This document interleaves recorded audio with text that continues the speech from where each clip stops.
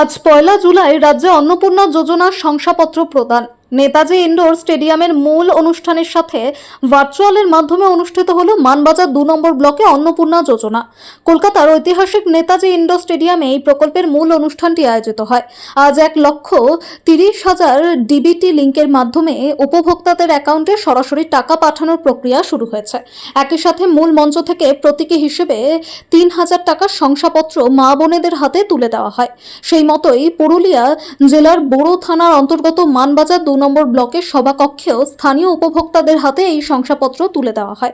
মুখ্যমন্ত্রীর দেওয়া ৩,০০০ টাকার এই আর্থিক সহায়তার শংসাপত্র হাতে পেয়ে অত্যন্ত আনন্দিত ও উচ্ছ্বসিত এলাকার উপভোক্তারা।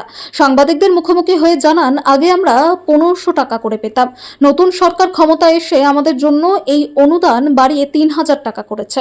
বর্তমান বাজারে এই বর্ধিত টাকা আমাদের সংসার চালাতে এবং নিজেদের ছোটখাটো প্রয়োজন মেটাতে অনেকটাই সুবিধা করে দেবে। ব্লক প্রশাসন ও সমাজ কল্যাণ দপ্তরের আধিকারিকদের উপস্থিতিতে অনুষ্ঠানটি এক উৎসবের রূপ নেয়।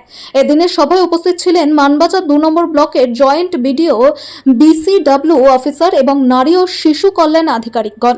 এছাড়াও উপস্থিত ছিলেন সমাজসেবী বিপ্লব চ্যাটার্জি, সঞ্জয় কুমার মাহাতো, কৃত্তিবাস মাহাতো এবং মনোরঞ্জন মুন্ডা সহ অন্যান্য ব্যক্তিবর্গ।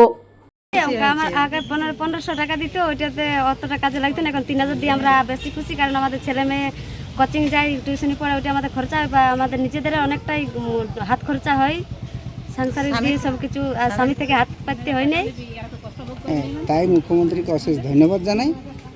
তাই মুখ্যমন্ত্রীকে অনেক ধন্যবাদ জানাই। আপনার নাম? কস্তুরানী মাহাতো। আপনার নাম? নেপালি।